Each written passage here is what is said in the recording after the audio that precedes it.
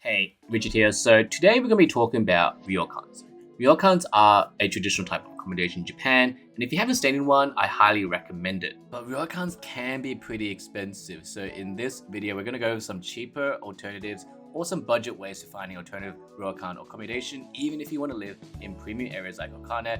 I'm going to give you some tips and tricks, so let's get straight to the video. Once again, if you like this video or helps you, don't forget to like and subscribe for more Japan content. Let's go.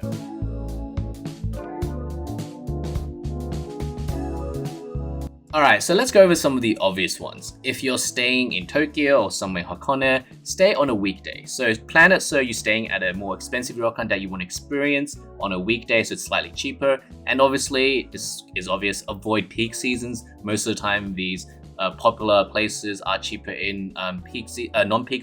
However, we found actually that some of the really popular ones, especially like for example in Hakone, you actually do find that the prices do kind of average out throughout, even if it's on peak or non-peak. So just keep that in mind. However, for the most part, you'll find probably ryokans cheaper during the non-peak seasons.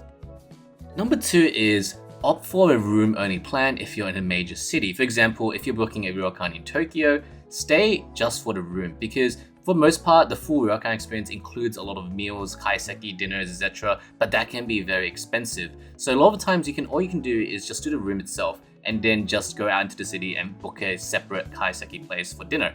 Now, obviously, this doesn't apply to certain areas, because, for example, in Ginzan, there wasn't really any place you could do a meal locally, so you do have to do like a full package there. But if you can, there are definitely other areas which you can just find a kaiseki place and just eat there versus staying inside the hotel and eating there. Honestly, I think it's a better experience to experience some of that stuff locally. However, obviously, there's some cases you can't do that. But just as a FYI, you can do room-only plans for ryokans, and they generally are cheaper if you do that option.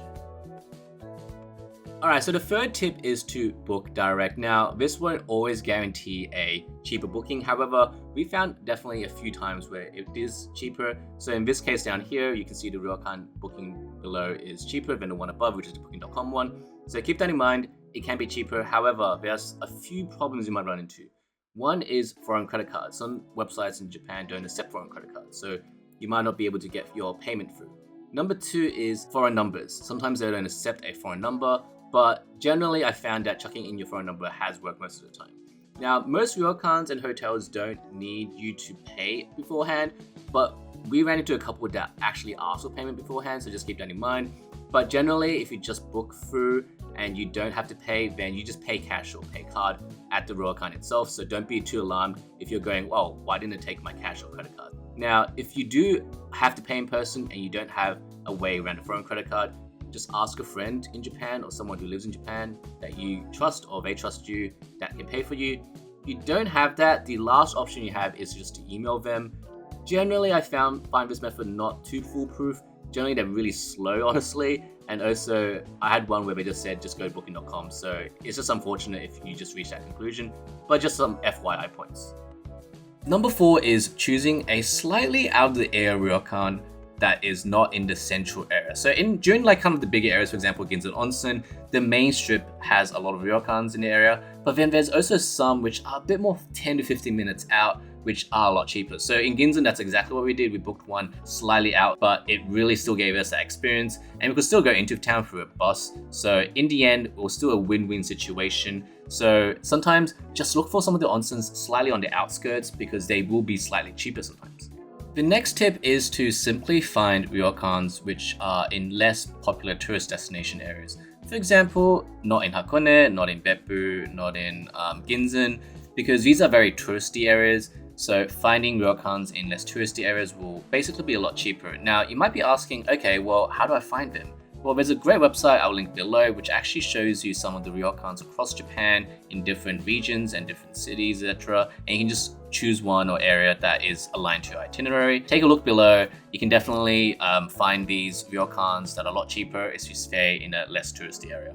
The last tip I have is to simply just book on time. Now, what I mean by this is a lot of ryokans, or even just Japanese bookings in general, release their bookings either 3 months ahead of time or 6 months ahead of time. They don't normally do like 1 year ahead of bookings. So even if you go on, for example, booking.com and you might type in like a ryokan that you want to stay at and you see no booking availabilities even a year ahead, because they haven't even released the bookings. So just make sure you have something in your calendar. Let's say you're staying on the 21st of December, just put a calendar up 3 months before that you're just going to sit down that night and just book it out, because obviously booking at that time will be a lot cheaper. Sometimes they'll increase their prices. So yeah, just keep that in mind when you do bookings. Just book on time, keep it organized. And another little tip is you can email some of these ryokans sometimes, especially if the Japanese website isn't very good, you can message them in English.